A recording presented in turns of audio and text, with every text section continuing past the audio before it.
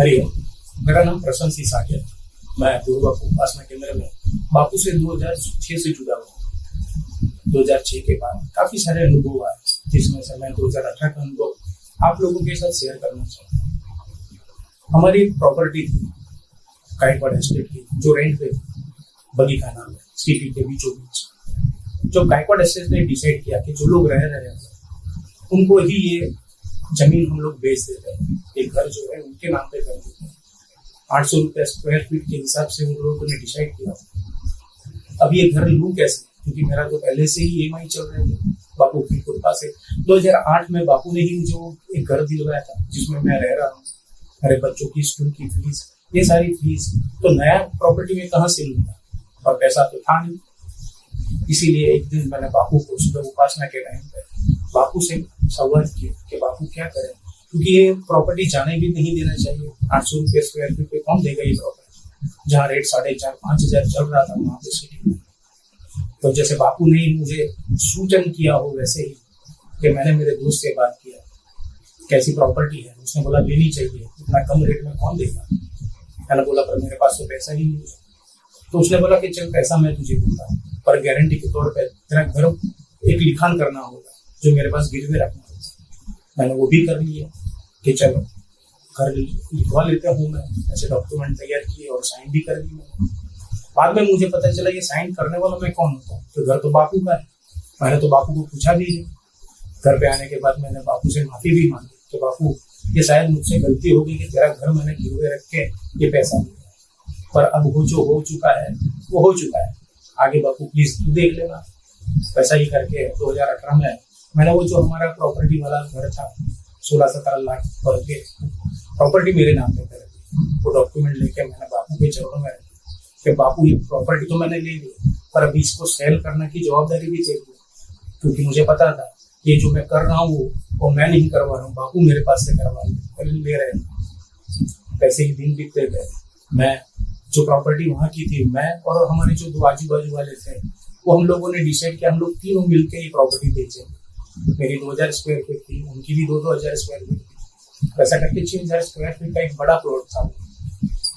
पर वहाँ के जो बिल्डर थे, जो नामचीन थे, जिनका नाम खराब था, उनका नाम सुन के ही वहाँ कोई बाहर का बिल्डर आके काम करने के लिए रेडी नहीं था। लोग आते थे बिल्डर रेट तोड़ने के लिए आते थे, 2000-2500, जिसमें हमें बेचना ही नहीं था और इनकी गारंटी भी नहीं थी कोई पैसों के मामले में। तो कैसे हम लोग विश्वास रखें।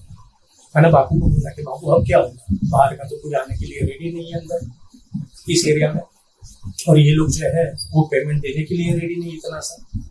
ऐसे ही दिन बीतते गए।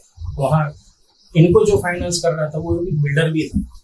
उसी अर्थ में उसने वहाँ एक प्रॉपर्टी ले ली और उसने वहाँ पे खुद का कंस्ट्रक्शन चालू किया, जैसे मानो बापू ने ही वहाँ उसको वो भेजा हो काम करने के लिए। काफी सारे झगड़ों के बाद उनके साथ उसने वो प्रॉपर्टी का काम वहाँ चालू किया। हम लोग उसको भी मिलने गए। उसने भी हमारी प्रॉपर्टी में इंटरेस्ट बताया, पर उसने जो रेट बताया वो थोड़ा कम था हमारा जो रेट था उससे, और उसकी कंडीशन भी अलग थी। ऐसे ही दिन बढ़ते गए, 6 महीने, 8 महीने, साल के ऊपर हो गए। अब क्या करें। और उसकी अरसे में हमारा जो तीसरा पार्टनर था वो हमसे अलग हो गया कि अभी मुझे नहीं बेचनी, मैं खुद ही कंस्ट्रक्शन करूंगा। अब मैं और मेरा दूसरा जो पार्टनर 4000 स्क्वायर फीट जगह, और मुझे पता था कि अब सब बाजू के बाद फैल जाएगी, और हमको जो अभी जो रेट दे रहे थे 2500-3000, उसमें भी ये लोग कम करेंगे। उसी टाइम ये जो बाहर से जो बिल्डर अंदर एंटर हुआ था उसने हमें बुलाया। उसने बोला चलो मैं आपको 4500 रुपये रेट दूंगा। हमने उसे बताया कि हमारा तीसरा पार्टनर नहीं है अभी हमारे साथ। तभी उसने बोला कि अभी तो आपको कोई रेट भी नहीं देगा, क्योंकि आपकी जगह भी कम हो गई, अभी तो बहुत मुश्किल पड़ेगी आपको।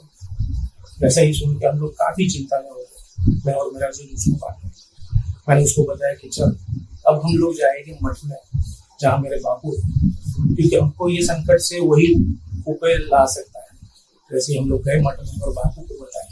बापू को तो बताने की जरूरत ही नहीं थी, क्योंकि बापू को हर बात पता थी। पर बापू अब क्या होगा, क्योंकि हमको पता था अभी हमको कोई रेट नहीं देगा। फिर ऐसे ही दिन बीत गए, 10-15 दिन। और हमारा जो दूसरा पार्टनर था उसके जो बाजू वाले थे वो लोग भी प्रॉपर्टी बेचने के लिए हमारे साथ रेडी हो गए। तो देख के बापू की तरह, जहाँ एक बंदा हमसे अलग हुआ वहाँ बापू ने 2 बंदे हमारे लिए भेज दिए। और वो जो 6 स्क्वायर फीट थी वो 6.5-7 स्क्वायर फीट की जगह थी। हम वापस वो बिल्डर के पास गए जो हमको रेट देना चाहता था। उसको हमने बताया कि रियल है, अभी तो हमारा इतना प्रॉपर्टी इतना स्क्वायर फीट हो चुका है। उसने बोला ओके, मैं थोड़ा स्टडी करके एक प्रोजेक्ट बना के फिर आपको बताऊंगा। उसी अरसे में 2020 में कोरोना आ गया, लॉकडाउन लग गया। अब ऑलरेडी मेरी तो फाइनेंशियल कंडीशन बहुत ही खराब चल रही थी, उस पर से ये कोरोना आ गया। कंपनी मुझे सैलरी भी नहीं दे रही। जितने दिन हम लोग ऑफिस में जाते थे उतना ही सैलरी मिलता था, 10,000, कभी 12,000, कभी 15,000। पर काफी सारा चिंता में था क्योंकि मेरे बच्ची भी 10th में आ चुकी थी, उसका भी स्कूल का ट्यूशन का फीस, कहाँ से मैं ये पैसे लाऊंगा। जो थोड़ा मैंने सेविंग बचा के रखा था वो उसी लिए बचा के रखा था, और उसमें से मैं कुछ पैसा भी खर्च नहीं कर रहा था। 10-12 हजार में घर की ग्रोसरी का सामान, क्या सेविंग बचता, क्या करूँ क्या नहीं। तभी बापू ने मेरे पास से 16 माला करवाई, गजर करवाई, मंत्र करवाई, और सही में वो 16 माला मैं रोज करता हूँ, जिससे मुझे हिम्मत मिलती है, मेरा मन शांत रहता है। इतने सारे चिंताओं में भी मैं शांति से रहता हूँ। एक आधार था कि नहीं, बापू ये 16 माला का जो मुझे उसने मंत्र दिया है वो इसमें से मुझे ऊपर लाए लेके ही आएगा। तभी मैंने सुना कि बापू ने दत्त तारा का रंगना चालू किए, तो सारे संकटों में से श्रद्धावानों को बचाएगी। मैंने बापू को बताया कि बापू मुझे पता है कि तू सब संकटों में से मुझे उगारेगा, और वैसे ही हुआ। दत्त आराधना जैसे ही मैंने बुक करवाई, जैसे मेरे संकट कम होने लगे हो वैसा मुझे महसूस होने लगा। जो बिल्डर हम उनके पास जाते थे, अब सामने से उसी बिल्डर का मुझे फोन आने लगा कि आप लोग आके मिलो। तो हम आगे की बात करें, हम लोग मिलने गए। मिलने के बाद रेट डिसाइड किया, पर थोड़ा रेट हमको कम पड़ रहा था, इसके वजह से हम 3-4 बार उनको मिलने गए।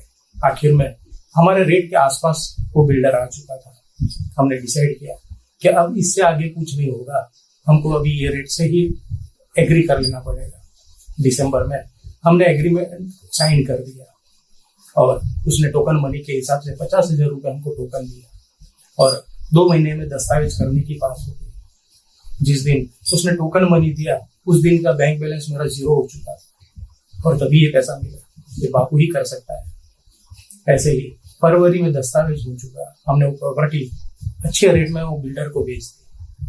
सही में ये सब बापू ही कर रहा था, और मुझे लग रहा है तब तक ये पूरा प्लान बापू का ही था, क्योंकि हम लोग अगर बापू के प्लान से चले गए तो जिंदगी में सुखी रहेंगे।